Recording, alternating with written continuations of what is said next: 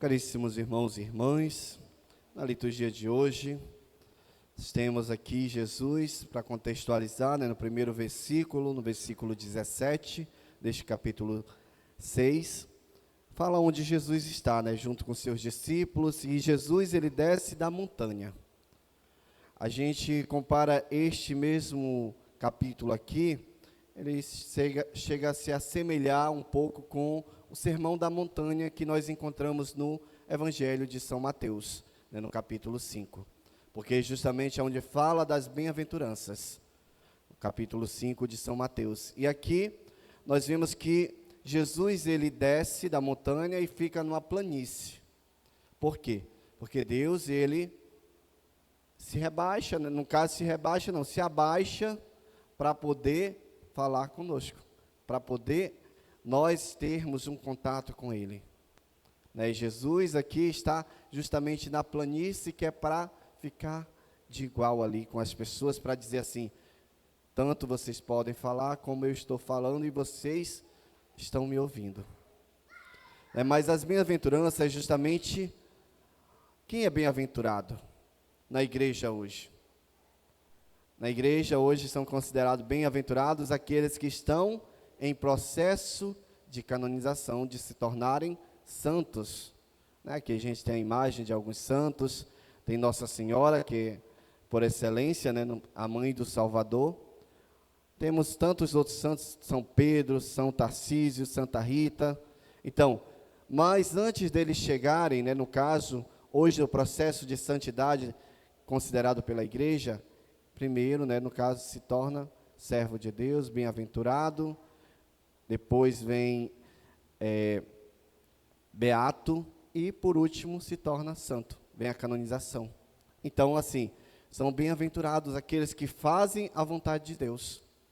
E aqui, Jesus, ele utiliza somente 4 das bem-aventuranças. No Evangelho de São Mateus, temos 8, mas aqui Jesus utiliza 4. 4 bem-aventuranças e os 4 ais, no caso. Ai de vós ricos, porque perecerão, porque passarão fome. Mas Jesus não está falando isso para todos aqueles que são ricos, porque hoje eu sou rico, então eu estou condenado. Não, mas é a riqueza que me tira da intimidade com Deus. Porque tem pessoas que buscam, que almejam a riqueza e acabam esquecendo a Deus. Não lembram de agradecer, não lembram que tem um Deus que está ali, presente em suas vidas, e que foi através da permissão de Deus que ele chegou em tal lugar. Mas a primeira bem-aventurança de hoje, ai de vós pobres. Jesus não está se referindo aqui somente àqueles pobres que não tem nada, mas é pobre de espírito. Não vou dizer aqui, porque só os pobres vão herdar o reino dos céus. Mas são bem-aventurados os que choram, os que sofrem. Por quê? Porque todos imaginam que essas pessoas são infelizes. A gente vê um pobre e acha que o pobre que está ali na rua, está jogado na calçada, então ele está infeliz.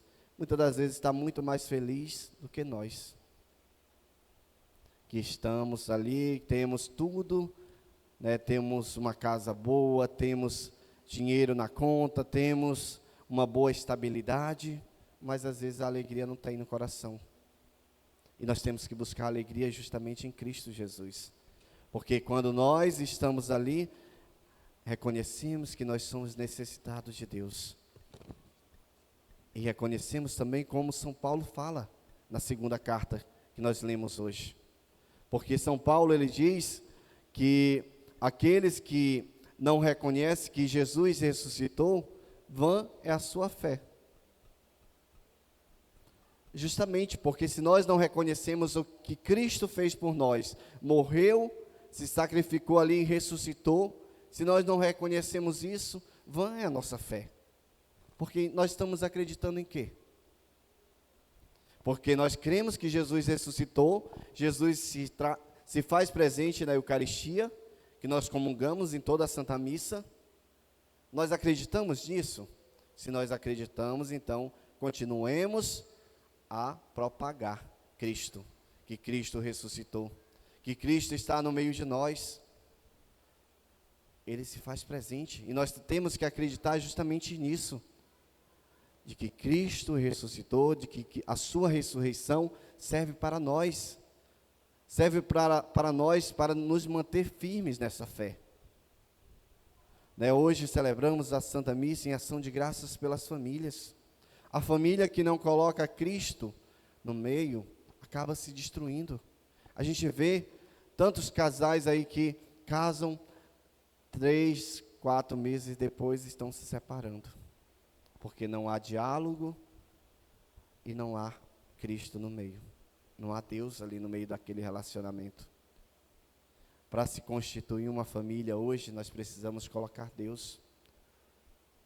Eu sempre, quando eu vou assistir um casamento, porque o padre, ele assiste, ele não celebra o casamento. Quem celebra o casamento é o noivo e a noiva. O padre apenas assiste o casamento. Quando eu vou assistir, eu sempre lembro. Gente, se vocês querem manter a família de vocês, a partir de hoje, até que a morte os separe, é diálogo e muita oração e colocar Deus, porque vocês estão fazendo a aliança hoje, é com o próprio Cristo. O casamento é a aliança que vocês fazem entre vocês dois e Deus. E muitos esquecem, passa 1, 2 meses, parece que esqueceu, que fez uma aliança, que jurou fidelidade ali, até que a morte os separe. O primeiro rabo de saia que encontra, o primeiro homem bonito que encontra, já está trocando a pessoa ali que você escolheu para viver a vida toda. Isso acontece nas nossas famílias hoje. Então, precisamos colocar Deus e precisamos ter diálogo dentro da família, se nós queremos ter uma família santa e uma família que juntos rezam e permanecem, porque Deus está ali.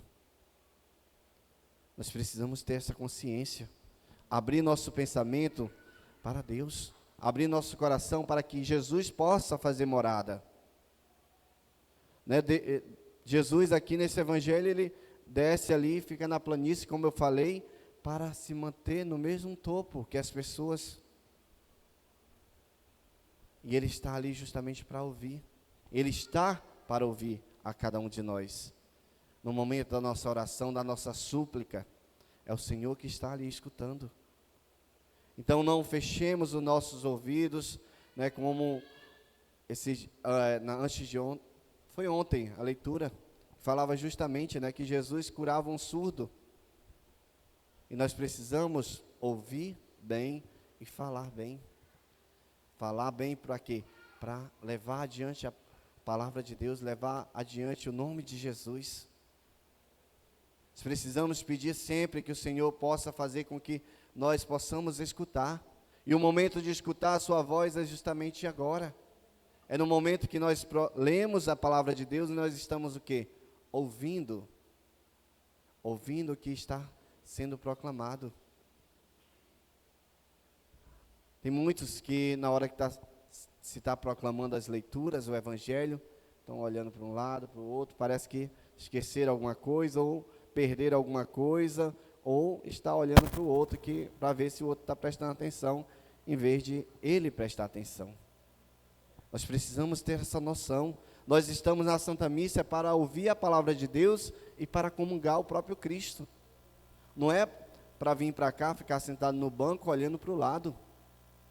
Isso nós podemos fazer lá na nossa casa.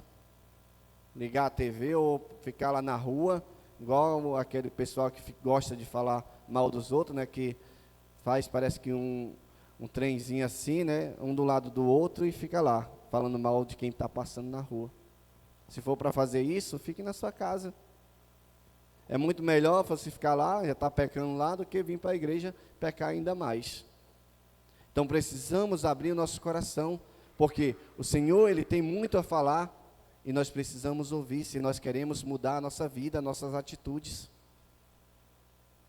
E as bem-aventuranças justamente é para que nós possamos nos santificar. Bem-aventurados os que choram, né, porque depois irão sorrir. Porque sofreram, mas entregaram seu sofrimento ao Senhor. A gente às vezes sofre e a gente faz o quê? Murmura, né? Reclama, porque o Senhor não fez isso, não fez aquilo na minha vida, não dá certas coisas, e se dando a chorar, mas não lembra em nenhum instante de agradecer ao Senhor. Porque se está acontecendo algo em nossas vidas, é porque o Senhor permitiu. É porque Ele quer que a gente possa superar, para que a gente possa vencer as tribulações. Como é que nós vamos nos fortalecer se nós não enfrentarmos as tribulações? Como é que nós vamos alcançar o céu se nós não sofrermos um pouquinho aqui na terra? Porque o próprio Cristo teve que sofrer para nos salvar, para nos mostrar o caminho. E quando a gente tem uma dorzinha no canto da unha, a gente faz o quê? Murmura, né? Reclama, porque está doendo, porque inflamou o canto da unha. Agradeçamos ao Senhor por tudo que Ele permite em nossa vida, porque se não fosse permissão, talvez não aconteceria. Mas nós precisamos fazer a sua vontade, nós precisamos ali estar disponíveis a servir a Deus.